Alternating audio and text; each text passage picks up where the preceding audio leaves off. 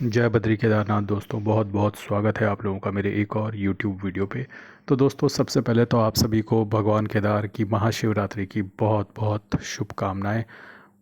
भगवान शंकर आपके ऊपर कृपा बनाए रखें और आपको बाज़ार में खूब अच्छी ग्रोथ मिले। तो चलिए इसी कामना के साथ शुरू करते हैं अपना mutual fund strategy for the upcoming week. बहुत ही वॉलेटाइल हफ्ता रहने वाला है। ठीक है दोस्तों, तो रोलर कोस्टर राइड होने वाली है इस हफ्ते में, क्योंकि बाज़ार में फियर छा गया है। ठीक है, जब भी फियर आता है तो लोग डर में बेचते हैं, और फियर की वजह है एआई।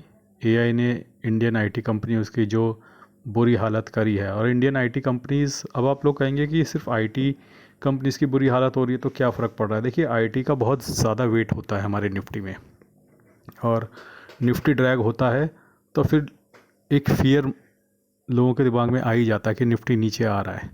तो जब निफ्टी नीचे आता है तो लगे हाथ साथ में और भी सेक्टर्स नीचे आने लग जाते हैं। और देखिए, ये बिल्कुल वैसा ही है कि भैंसों का एक झुंड जो है वो नदी पार करना चाहता है और नदी में मगरमच्छ हैं। तो फियर है, लेकिन जब देखते हैं कि एक भैंस कूदती है तो फिर उसके पीछे फटाफट बहुत सारी भैंसें लगातार कूदती चली जाती हैं।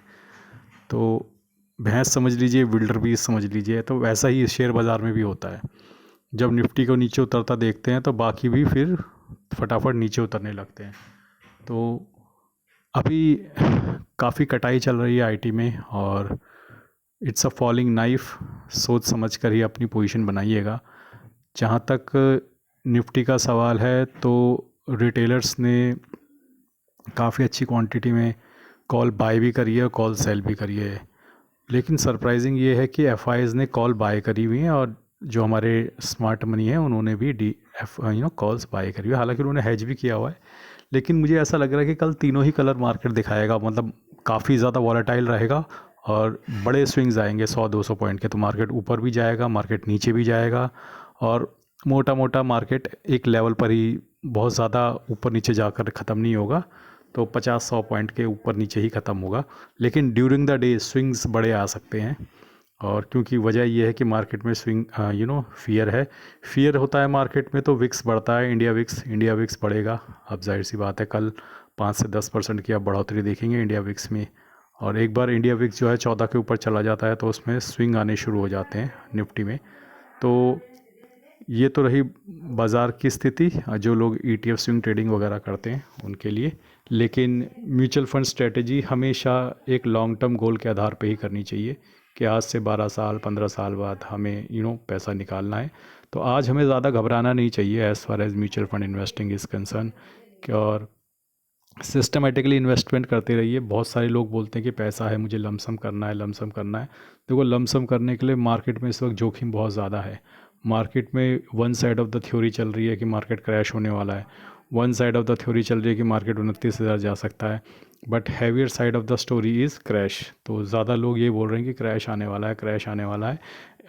एआई जो है इंडियन मार्केट को खा जाएगा, और आईटी के साथ साथ पूरी अर्थव्यवस्था को ले डूबेगा। क्योंकि सबसे ज़्यादा जो अच्छे पैकेजेस होते हैं वो हमारे आईटी सेक्टर में ही होते हैं, और आईटी सेक्टर में जो लोगों के अच्छे पैकेजेस होते हैं वही डिमांड एक्चुअली में क्रिएट करते हैं।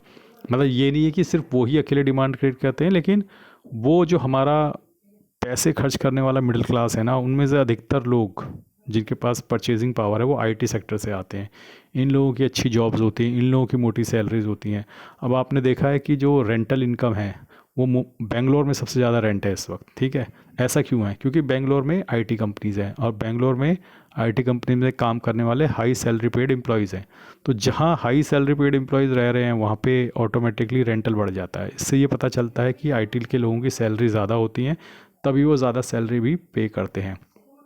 अब आते हैं मुद्दे की बात पे, कि एक मार्केट में स्टोरी ये चल रही है कि अगर आईटी में से 30, 40, 50% जॉब चली गई, तो ये जो हाई पेइंग जॉब्स वाले जो हमारे आईटी के लोग हैं, ये लोग ग्रोथ में बहुत कंट्रीब्यूट करते हैं। ये लोग फ्लैट्स लेते हैं, ये लोग महंगी गाड़ियाँ लेते हैं, महंगी बाइक्स लेते हैं, महंगे गैजेट्स लेते हैं। तो जो भी हाई एंड शॉपिंग है, लो एंड शॉपिंग है, सब ये लोग करते हैं। तो इनकी जॉब पे इम्पैक्ट आएगा तो उससे एक स्लो डाउन क्रिएट होगा जो ओवरऑल इकोनॉमी को इम्पैक्ट करेगा। तो उसकी वजह से, उस फियर की वजह से बाकी सेक्टर भी टूट रहे हैं। अल्टीमेटली पूरी इकोनॉमी एक दूसरे से कनेक्टेड होती है, और ये फियर इस वक्त मार्केट में बहुत ज़बरदस्त तरीके से फैल गया है कि इंडियन बाज़ार ख़त्म होने वाला है। हाँ, क्या होगा ये किसी को भी नहीं पता। जो 2 लाख का सूट पहन के टीवी पे बैठा हुआ है उसको भी नहीं पता, मैं बैठा हूँ इधर मुझे भी नहीं पता, आप बैठे हैं उधर आपको भी नहीं पता।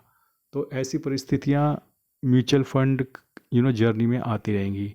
इसमें आपको क्या करना है, आप सर नीचे करके चुपचाप अपना काम करते रहिए। जो आपकी एसआईपी कट रही है उन्हें चुपचाप कटने दीजिए। ज़्यादा मार्केट में कुछ लमसम बमसम का खेल नहीं खेलना है, ठीक है। मार्केट को अपना करेक्शन करने दीजिए, मार्केट को अप डाउन करना है करने दीजिए। आप बस सर नीचे रखिए और लगातार अपना काम करते रहिए। अपने नौकरी, अपने धंधे, अपनी दुकान, अपने बिजनेस पे ध्यान दीजिए और ये इंश्योर कीजिए कि आपकी एसआईपीज़ लगातार होती रहें। मैंने आपको पहले भी बताया था, अगर मार्केट में करेक्शन आता है तो आपको ये ज़रूर इंश्योर करना है कि आपके लोअर जब मार्केट नीचे जाएगी तब भी आपकी एसआईपी जाती रहे। तो अगर आप लमसम करते हैं तो अल्टीमेटली मार्केट कहाँ तक जाएगी, कितना नीचे तक जाएगी, किसी को नहीं पता। तो फिर आप वहाँ पे जब मार्केट नीचे जाती है तो आपके पास पैसा ख़त्म हो जाता है। तो ये इंश्योर कीजिए कि आपकी एसआईपी लगातार चलती रहें।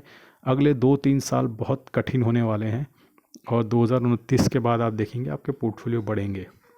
लेकिन फ़िलहाल आपको वही करना है, बैक टू द बेसिक्स, ठीक है। बेसिक्स फॉलो कीजिए, नियमित रूप से थोड़ा थोड़ा अपनी एसआईपीज़ करते रहिए।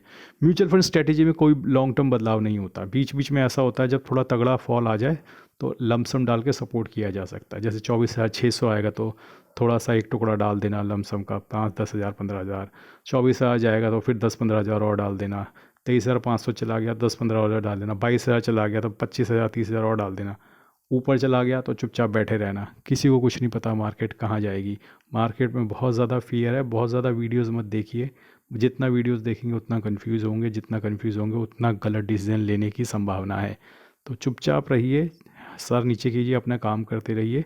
नौकरी को बचाने पे ध्यान दीजिए, स्किल्स को बढ़ाने पे ध्यान दीजिए।